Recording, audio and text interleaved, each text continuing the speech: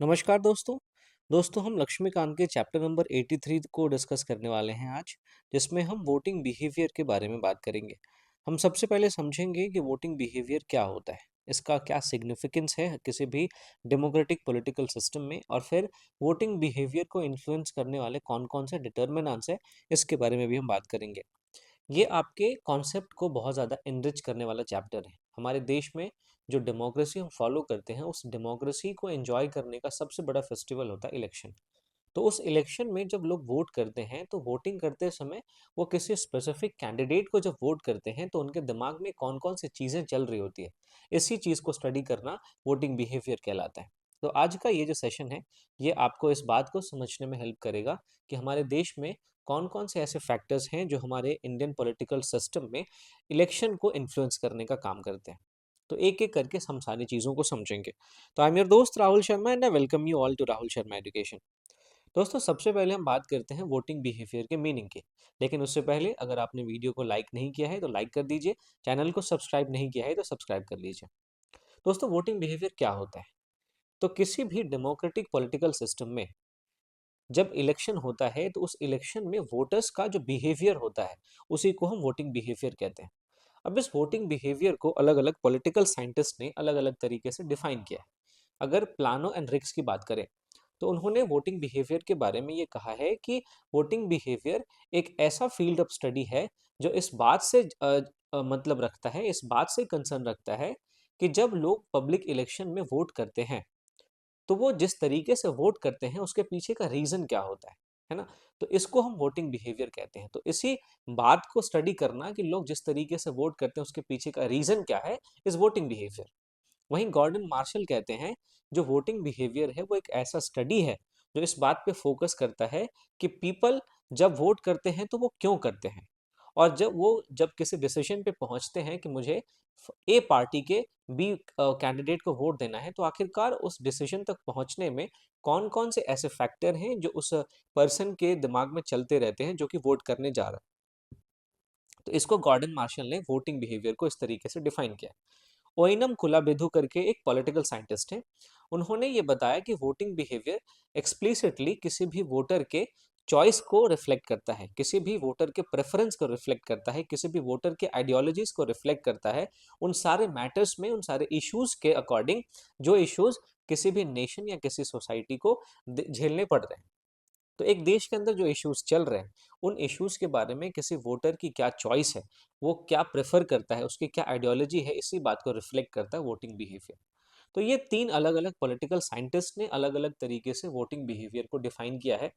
लेकिन अगर आप इन तीनों डेफिनेशन के कोर आइडिया को समझेंगे, तो वो ये कहते हैं कि जब एक वोटर वोट करने के लिए जाता है, तो वो जो डिसीजन लेता है, तो उस डिसीजन को इन्फ्लुएंस करने में कौन-कौन से फैक्टर काम कर रहे हैं, इसी बात की जो स्टडी है, हम उसको वोटिंग बिहेवियर कहते हैं। हो सकता है उस वोटर को कास्ट इन्फ्लुएंस कर रहा हो सकता है उस वोटर को जो डेवलपमेंटल प्रोसेस है वो इन्फ्लुएंस कर रहा हो सकता है उस वोटर को अ, जो कैरिस्मेटिक पर्सनैलिटी होती है किसी कैंडिडेट की वो इन्फ्लुएंस कर रहा हो सकता है उस वोटर को जो रिलीजन है वो इन्फ्लुएंस कर रहा हो। तो कौन-कौन से ऐसे डिटर्मिनेंट्स हैं जो किसी भी वोटर के डिसीजन को इन्फ्लुएंस करते हैं, उसी बात की स्टडी वोटिंग बिहेवियर है। अब आपके मन में सवाल उठना चाहिए कि आखिरकार वोटिंग बिहेवियर के बारे में जानना क्यों ज़रूरी है? वोटिंग बिहेवियर को समझना क्यों ज़रूरी है?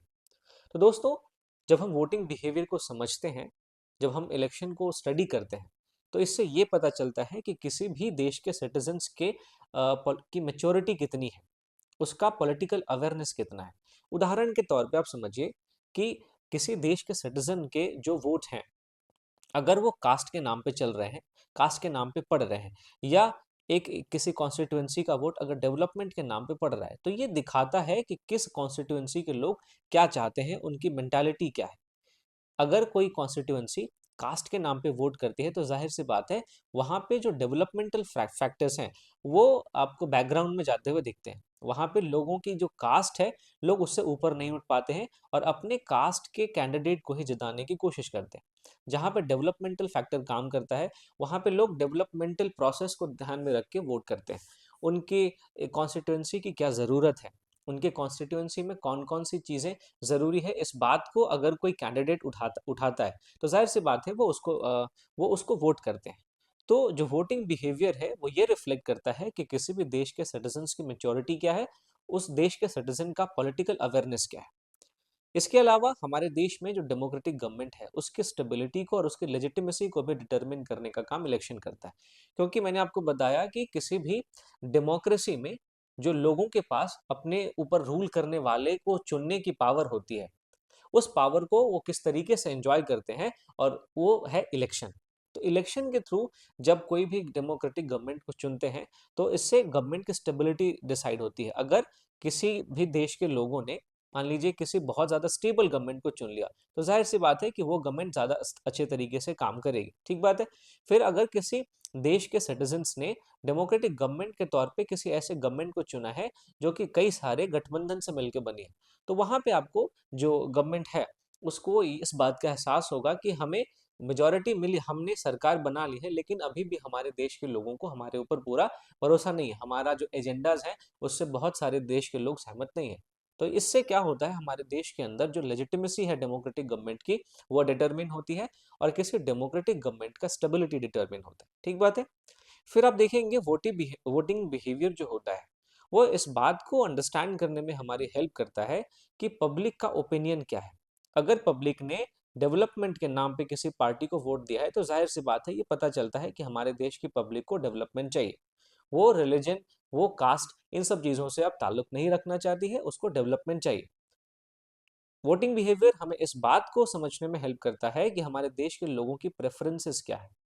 दे प्रेफर डेवलपमेंटल डेवलपमेंट, और they prefer religion, they prefer charismatic personality, they prefer ideology. तो इन सब चीज़ों से जो हमारे देश के लोगों का प्रेफरेंस है, उनकी क्या प्रायोरिटीज़ है, इस बात को अंडरस्टैंड करने में भी हमें मदद मिलती है। इसके अलावा आप देखेंगे कि हमारे देश में जो वोटिंग बिहेवियर है वो पॉलिसी फॉर्मुलेशन को भी इन्फ्लुएंस करने का काम करता है, गवर्नेंस के आउटकम्स को भी इन्फ्लुएंस करने का काम करता है। आप इसको इस तरीके से समझिए, किसी पार्टी ने ये एजेंडा लाया कि हम हर एक गांव के अंदर वाईफाई लगवाएंगे, और अगर वो पार्टी जीत के आ जाती है तो जाहिर सी बात है कि उस पार्टी ने अपने मैनिफेस्टो में जो बात कही थी, उस मैनिफेस्टो में जो उस सॉरी जो उसने जो बात कही थी, उस बात को पूरा करने के लिए उसको पॉलिसीज बनानी पड़ेगी। सीधी सी बात है, क्योंकि उसको जिस कॉन्स्टिट्यूएंसी ने जिताया है, या अगर लोगों ने उसके एजेंडाज को समझ के जिताया है, तो जाहिर सी बात है लोग चाहते हैं कि उन मामलों पे कुछ पॉलिसी बने जिन मामलों को कोर में रख के उस पार्टी ने अपना कैंपेन किया था। तो इससे पॉलिसी फॉर्मुलेशन को इन्फ्लुएंस मिलता है। इसके अलावा हमारे देश में गवर्नेंस को भी इन्फ्लुएंस जो है वो वोटिंग बिहेवियर करता है। इसके साथ साथ आप समझेंगे कि वोटिंग बिहेवियर पॉलिटिकल पार्टीज के लिए और लीडर्स के लिए एक फीडबैक मैकेनिज्म की तरह काम करता है। अगर किसी पॉलिटिकल पार्टी के कैंडिडेट को मान लीजिए वोट नहीं मिला, या वो पार्टी का कैंडिडेट अगर हार जाता है, तो जाहिर सी बात है कि उस पार्टी के जो लीडर हैं वो इस बात पे बहुत ज़्यादा गौर करेंगे, और ये समझने की कोशिश करेंगे कि इस कैंडिडेट ने जिस तरीके से अपना कैंपेन चलाया था, जिन इश्यूज को उसने लोगों के सामने लाया था, क्या वो इश्यूज लोगों तक पहुंच पाए, या लोग वो उन इश्यूज पे फोकस नहीं कर पा रहे हैं। तो जाहिर सी बात है कि उनको एक फीडबैक मिलता है कि अगली बार जब हम अपनी स्ट्रैटेजी बनाएं किसी कॉन्स्टिट्यूएंसी के लिए, तो उन बातों को ध्यान में रखें जो कि पिछली बार उन्होंने गलती की थी। तो इससे एक फीडबैक मैकेनिज्म पॉलिटिकल पार्टीज को भी मिलता है और लीडर्स को भी मिलता है। साथ ही साथ जो वोटिंग बिहेवियर है दोस्तों, वो कई सारे सोशल फैक्टर के इम्पैक्ट को भी रिवील करता है। किसी इलेक्शन में अगर कास्ट के नाम पे बहुत ज़्यादा कैंडिडेट्स जीत के आए हों, अगर क्लास के नाम पे, रिलीजन के नाम पे, जेंडर के नाम पे, किसी रीजन के नाम पे अगर बहुत ज़्यादा कैंडिडेट जीत के आए हों, तो ये हमें बताता है कि अभी भी ये जो सोशल फैक्टर्स हैं ये हमारे देश के अंदर इलेक्शंस को इन्फ्लुएंस करने का काम कर रहे हैं। इन सारे फैक्टर्स के बारे में आगे अभी हम डिटर्मिनेंट्स ऑफ वोटिंग बिहेवियर जब पढ़ेंगे तो वहाँ पे बहुत अभी डिटेल में डिस्कस करेंगे। फिर दोस्तों ये जो वोटिंग बिहेवियर है वो हमारे देश के अंदर जो सोसाइटी है उसमें पॉलिटिकल पार्टिसिपेशन का लेवल क्या है, इस बात को भी इंडिकेट करता है। एक उदाहरण के तौर पे आप समझिए, अगर किसी इलेक्शन में बहुत ज़्यादा वोट्स पड़ते हैं तो जाहिर सी बात है कि ये इस बात की तरफ इशारा करता है कि हमारे देश के लोग डेमोक्रेटिक जो प्रोसेस है उसमें पार्टिसिपेट करना चाहते हैं, पॉलिटिकल पार्टिसिपेशन अपना चाहते हैं। तो इस बात से जो हमारे देश में डेमोक्रेसी है वो और ज़्यादा स्ट्रांग होती है, ठीक बात है। फिर आप देखेंगे जो वोटिंग बिहेवियर है वो इलेक्टोरल आउटकम्स को भी शेप करता है, हमारे देश के अंदर पावर स्ट्रक्चर्स को भी शेप करता है।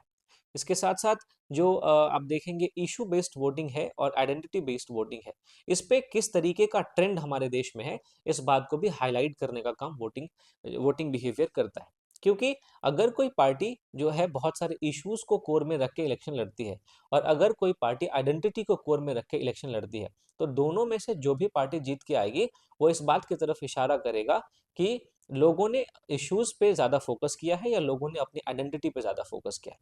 तो हमारे देश में लोगों के पसंद का ट्रेंड क्या है, लोग किस तरीके की गवर्नमेंट चाहते हैं, उसके ट्रेंड को भी बताने का काम, उसको भी हाईलाइट करने का काम ये वोटिंग बिहेवियर करता है। इसके साथ साथ हमारे देश में जो अकाउंटेबिलिटी होती है गवर्नमेंट की, उसको भी स्ट्रेंथन करने का काम करता है। साथ ही साथ जो रिप्रेजेंटेटिव डेमोक्रेसी है उसको भी मजबूत करने का काम वोटिंग बिहेवियर करता है, क्योंकि मैंने आपको बताया कि डेमोक्रेसी में लोगों के पास उनके ऊपर कौन रूल करेगा इसको चुनने का ऑप्शन होता है, और वो चुनते कैसे हैं, इलेक्शन के थ्रू। तो अगर इलेक्शन में लोगों ने किसी गवर्नमेंट को जो है किसी गवर्नमेंट को हरा दिया, तो जाहिर सी बात है कि उस गवर्नमेंट को पता चलेगा कि अगली बार जब वो पावर में आएगी तो उससे ज़्यादा अकाउंटेबिलिटी के साथ काम करना पड़ेगा। अगर किसी गवर्नमेंट को चुन के पब्लिक लेके आती है, तो वो जो गवर्नमेंट है वो इस बात के डर से कि अगली बार वो चुनाव हार ना जाए, ज़्यादा अकाउंटेबिलिटी के साथ काम करती है। तो इस तरीके से जब ज़्यादा लोग वोट करेंगे तो गवर्नमेंट अकाउंटेबल भी ज़्यादा होगी और जो रिप्रेजेंटेटिव डेमोक्रेसी है वो भी और ज़्यादा स्ट्रेंथन होगा। तो इन सारे पॉइंट्स के मद्देनजर हमने समझा दोस्तों कि किस तरीके से वोटिंग बिहेवियर हमारे देश में बहुत ज़्यादा एक सिग्निफिकेंट रोल प्ले करता है, ना केवल पॉलिटिकल पार्टीज के लिए, बल्कि हमारे देश में जो गवर्नमेंट होती है उस गवर्नमेंट के लिए भी एक इन्फ्लुएंस की तरह काम करता है। गवर्नमेंट को फीडबैक्स मिलते रहते हैं, गवर्नमेंट को हमारे देश के लोग क्या चाहते हैं इस बात का भी ट्रेंड मिलता रहता है। ठीक बात है। तो ये दोस्तों सिग्निफिकेंस ऑफ वोटिंग बिहेवियर हमने समझा। अब एक चीज और आप ध्यान में रखेंगे कि इलेक्शन की जो साइंटिफिक स्टडी होती है उसको सेफोलॉजी कहते हैं। ठीक है, इसको आपको ध्यान में रखना है।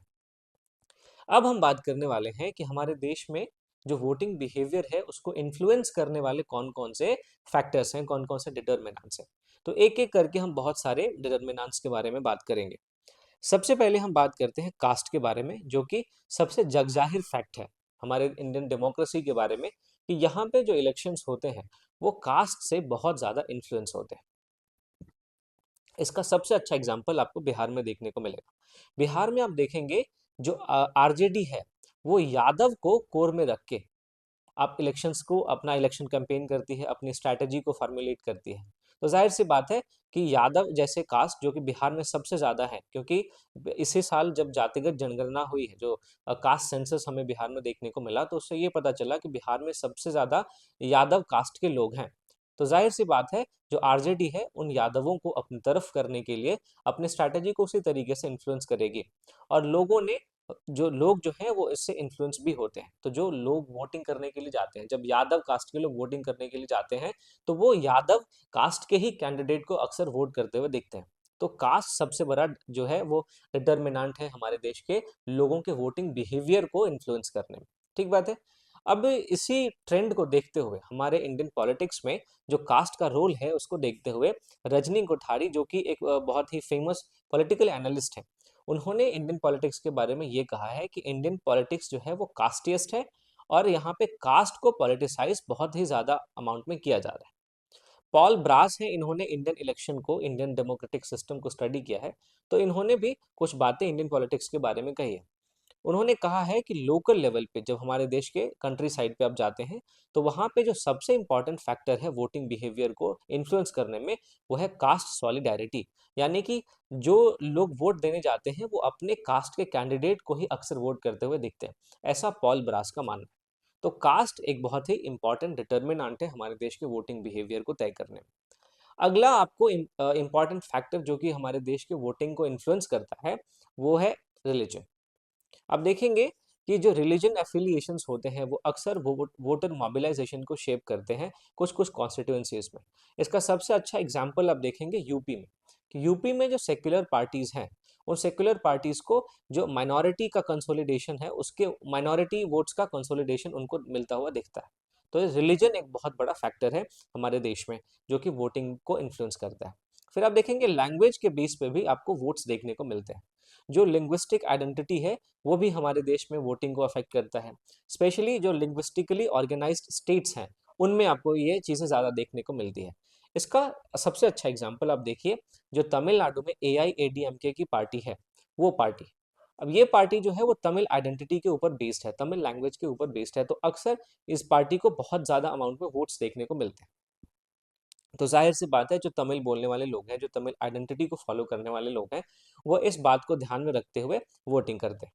फिर आप देखेंगे जो लोकलिज्म या रीजनलिज्म है, ये रीजनलिज्म भी हमारे देश में वोटिंग को डिसाइड करने का एक बहुत इंपॉर्टेंट फैक्टर है। क्योंकि कई बार जो वोटर होते हैं वो रीजनल प्राइड के साथ वोट करते हैं, जो लोकल इश्यूज होते हैं उनसे वो इन्फ्लुएंस होकर वोट करते हैं। एग्जाम्पल के तौर पे आप देखेंगे कि महाराष्ट्र में जो शिवसेना है, उसको son of the soil factor से बहुत ज़्यादा बेनिफिट मिला है।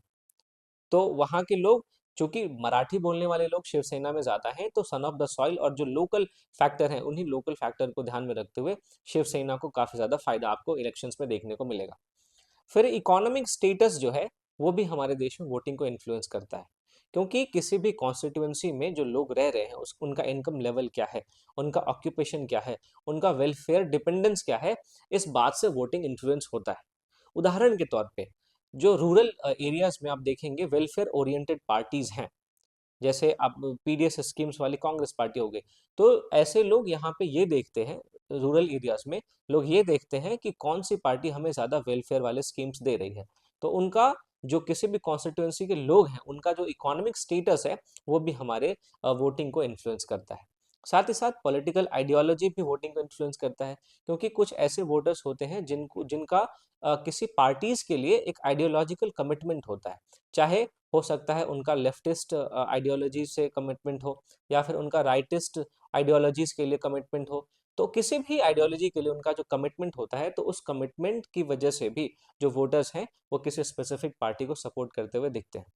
जैसे केरला में आप देखेंगे, जो भी लेफ्ट पार्टीज हैं, उनको काफी वोट्स मिलते हैं, क्योंकि वहां पे जो ट्रेड यूनियनाइज्ड वर्कर्स हैं, वो इन पार्टीज से, इन पार्टीज के एजेंडा से बहुत ज्यादा इनको फायदा मिलता है। तो जाहिर सी बात है कि वो लेफ्ट पार्टीज को वोट करते हैं, और जो लेफ्ट पार्टीज होती हैं, वो हमेशा सोसाइटी में वर्कर जो क्लास होता है, उसके हितों की बात करती है। ठीक है। फिर उसके बाद देखेंगे, हमारे देश में आपको एक लीडरशिप जो है, वो भी एक बड़ा वोटिंग इन्फ्लुएंस के तौर पे देखने को मिलता है। जो करिस्मेटिक पर्सनालिटी के लीडर्स होते हैं, जैसे नरेंद्र मोदी है, तो नरेंद्र मोदी के लीडरशिप से नेशनल इलेक्शन के आउटकम को काफी ज्यादा इन्फ्लुएंस होता हुआ हमारे यहाँ देश में देखा गया। चाहे वो 2014 का इलेक्शन हो, चाहे वो 2019 का इलेक्शन हो, चाहे वो स्टेट्स का इलेक्शन हो, जिसमें कि आपको यूपी और बिहार जैसे स्टेट्स देखने को मिलते हैं। तो इन सारे स्टेट्स के इलेक्शन में आपको एक करिस्मेटिक पर्सनालिटी के रूप में नरेंद्र मोदी का इन्फ्लुएंस जाहिर तौर पर दिखता है। क्योंकि यहाँ पे जो लोग हैं, जो वोटिंग का बिहेवियर है, वो इन्हीं लीडर्स के क्रेडिबिलिटी पे, इनका जो पर्सनल इमेज होता है, उसके ऊपर बेस्ड होते हैं। तो जो यहाँ से वोटिंग इन्फ्लुएंस होता दिखता है। आप कभी कभी तो देखेंगे कि जो लोकल इलेक्शंस होते हैं, उसमें भी नरेंद्र मोदी कभी कभी कभी कैंपेन करने के लिए चले जाते हैं। तो इससे होता यह है कि नरेंद्र मोदी की जो करिस्मेटिक पर्सनालिटी है, उसका फायदा उठा के जो भी पार्टी लोकल इलेक्शन में पार्टिसिपेट कर रही है, मान लीजिए बीजेपी ने लोकल इलेक्शन में पार्टिसिपेट किया, तो बीजेपी के सबसे बड़े करिस्मेटिक लीडर के रूप में भी आपको मोदी जी देखने को मिलेंगे। तो मोदी जी के इलेक्शन कैंपेन में जाने से बीजेपी को फायदा मिलता है, जो बीजेपी के लोकल इलेक्शन में खड़े कैंडिडेट हैं, उनको फायदा मिलता है। तो इससे भी वोटिंग जो बिहेवियर है, वो इन्फ्लुएंस होता है। फिर आप देखेंगे, पार्टी आइडेंटिफिकेशन भी एक फैक्टर है हमारे देश में, जिससे वोटिंग इन्फ्लुएंस होता है। कैसे? जो बहुत सारे वोटर्स हैं, उनका किसी पार्टी के लिए लॉन्ग टर्म लॉयल्टी जो होता है, उसकी वजह से भी वो उसी पार्टी को चुनते हैं जिस पार्टी के लिए उनकी लॉयल्टी है। एग्जाम्पल के तौर पे आप देखें, केरला और कर्नाटका के कुछ पार्ट्स में जो कुछ ट्रेडिशनल कांग्रेस सपोर्ट है, वो अभी भी आपको देखने को मिलेगा। तो इसी ट्रेडिशनल कांग्रेस सपोर्ट की वजह से अभी भी केरला और कर्नाटका के इन क्षेत्रों में जो कांग्रेस पार्टी है, उसका डोमिनेंस आपको देखने को मिलेगा। ज्यादातर वोट आपको कांग्रेस पार्टी को मिलते हुए दिखते हैं। तो जो पार्टी आइडेंटिफिकेशन का फैक्टर है, वो भी एक इंपॉर्टेंट फैक्टर है। इसके साथ साथ दोस्तों, हमारे देश में जब लोग वोट करते हैं, तो उस वोट के बिहेवियर को परफॉर्मेंस ऑफ गवर्नमेंट का जो फैक्टर है, वो भी इन्फ्लुएंस करता है कि सरकार ने किस तरीके से पिछले टर्म में काम किया है। जो वोटर्स हैं, वो सरकार के गवर्नेंस को असेस करते हैं, माफ कीजिएगा, जो वोटर्स हैं वो सरकार के गवर्नेंस को असेस करते हैं। जो भी किस तरीके से वोटिंग होती है, माफ माफ कीजिएगा, किस तरीके से सरकार ने पिछले बार काम किया है, उसको ध्यान में रखते हुए लोग वोट करते हैं। इसका एग्जाम्पल आप देखेंगे कि कई बार जो स्टेट गवर्नमेंट्स हैं, अगर उन्होंने अच्छी सर्विस डिलीवरी नहीं की है, अच्छे तरीके से उन्होंने अपने एजेंडाज को पूरा नहीं किया है, तो वो स्टेट गवर्नमेंट जो है, वो इलेक्शन में हारती हुई आपको दिखेगी। ठीक बात है। तो ये एक परफॉर्मेंस ऑफ जो गवर्नमेंट है, ये भी एक इम्पॉर्टेंट फैक्टर है जो हमारे देश के वोटर्स को इन्फ्लुएंस करने का काम करता है। साथ ही साथ कई बार आपको ऐसा देखने को मिलेगा कि बहुत सारी पार्टीज जो हैं वो कंटेम्पररी इश्यूज पे बात करती हैं, जैसे कि डेवलपमेंट हो गया, करप्शन हो गया, इन्फ्लेशन हो गया, इन सब मैटर्स पे बात करती हैं। तो कई बार इन सारी पॉलिसीज पे जो पार्टीज बात कर रही हैं, उन पार्टीज को इन कंटेम्पररी इश्यूज पे बात करने का फायदा मिलता है। तो इश्यूज और पॉलिसीज भी एक इंपॉर्टेंट फैक्टर है जो हमारे देश में वोटर्स के डिसीजन को इन्फ्लुएंस करने का काम करती है। एग्जाम्पल के तौर पे आप देखेंगे, आपने जब पहली बार दिल्ली में सरकार बनाई थी, तो उसके पीछे उसका जो एंटी करप्शन प्लैंक था, उसका बहुत ज़्यादा फ़ायदा देखने को मिला है आम आदमी पार्टी को। उसी की वजह से करप्शन को मिटाने का जो इनका कैंपेन था, उसकी वजह से आम आदमी पार्टी को दिल्ली इलेक्शन बहुत फ़ायदा मिला। तो ये इश्यूज़ एंड पॉलिसीज़ का जो फैक्टर है, जो कि जो कंटेम्परेरी इश्यूज़ को कोर में लेके चलता है, इससे भी हमारे देश के जो वोटर्स हैं, उनका बिहेवियर इन्फ्लुएंस होता है। साथ ही साथ मनी एंड मसल पावर आपको देखने को मिलेगा, जो कि हमारे देश के वोटर्स को इन्फ्लुएंस करता है, स्पेशली बिहार और यूपी जैसे स्टेट्स में। यहाँ पे आप देखने को मिलेगा कई सारी ऐसी कॉन्स्टिट्यूएंसीज होती है जहाँ पे बहुत बड़े-बड़े बाहुबली होते हैं। तो इन बाहुबली के कॉन्स्टिट्यूएंसीज में इनके मसल पावर की वजह से लोग इनको वोट करते हैं। साथ ही साथ आपको मनी का पावर भी देखने को मिलेगा। जैसे इलेक्शन के दौरान आपको कई बार डिस्ट्रीब्यूशन ऑफ कैश धड़ल्ले से देखने को मिलता है। शराब लोगों को बाँटी जाती है ताकि इलेक्शन में लोग उस पार्टी को वोट दें जो पार्टी शराब बाँट रही है। तो मनी एंड मसल पावर भी एक वोटिंग बिहेवियर को इन्फ्लुएंस करने वाला इंपॉर्टेंट फैक्टर है। साथ ही साथ आप देखेंगे, जो मीडिया एंड कम्युनिकेशन है, इसके थ्रू भी हमारे देश के अंदर जो लोग हैं, उनके पॉलिटिकल परसेप्शन को शेप देने की कोशिश की जाती है। इसको आप इस तरीके से समझिए, अगर आपके फ़ोन पे बार-बार किसी एक पार्टी का एजेंडा चल रहा है कि उस पार्टी ने ये अच्छा काम किया है, ये अच्छा काम किया है, उस पार्टी ने ये मुद्दे उठाए हैं, ये मुद्दे उठाए हैं, तो थोड़े टाइम के बाद आप उस पार्टी के उन बातों से इन्फ्लुएंस होने लग जाते हैं। तो अगर ये मास मीडिया और कम्युनिकेशन के थ्रू आपके फ़ोन पे या आपके किसी भी डिजिटल डिवाइस पे बार-बार कुछ अच्छा और इम्पोर्टेंट इन्फॉर्मेशन भेजा जाए, तो इससे आपके दिमाग में जो चीज़ें हैं वो धीरे-धीरे ठहरने लग जाती हैं और आप ये सोचने लग जाते हैं कि अच्छा हाँ, इस पार्टी ने सही किया है, तभी तो जाके इसका इतना जाके वो हो रहा है। तो आपका जो दिमाग है वो इन्फ्लुएंस हो जाता है। तो इस मीडिया एंड कम्युनिकेशन की वजह से भी लोगों के वोटिंग बिहेवियर में हमें चेंज देखने को मिलता है, उनके डिसीजन में इन्फ्लुएंस देखने को मिलता है, क्योंकि ये पॉलिटिकल परसेप्शंस को शेप करने का काम करते हैं। ठीक है? लोकसभा इलेक्शन में अक्सर आपको सोशल मीडिया कैंपेन्स का एक्सटेंसिव यूज़ देखने को मिलता है, जो कि लोगों को बीजेपी हो गया और कांग्रेस हो गया, इन दोनों पार्टीज़ के बीच में जो टक्कर है, उसके बारे में बताने का काम करती है कि बीजेपी ने ये किया, बीजेपी ने वो किया, या फिर कांग्रेस की तरफ से ये सोशल मीडिया पे कैंपेन चलाया जाता है कि बीजेपी की तरफ से ये गलत किया गया, वो गलत किया गया। तो ये सारे जो मास एंड कम्युनिकेशन के माध्यम से हमारे देश में पॉलिटिकल परसेप्शंस को शेप करने की कोशिश की जाती है। इस परसेप्शन को शेप करने के वजह से भी हमारे देश के जो वोटर्स हैं, उनकी बिहेवियर पे इन्फ्लुएंस होता है। तो इस तरीके से जो भी डिटर्मिनेंट्स मैंने आपके साथ डिस्कस किए, आई होप कि आपको इन सारे डिटर्मिनेंट्स का क्या रोल होता है, ये चीज़ समझ में आई होगी। तो दोस्तों, अगर आपको इस सेशन का पीडीएफ चाहिए, तो please join my Telegram channel, जिसका लिंक आपको डिस्क्रिप्शन में मिलेगा।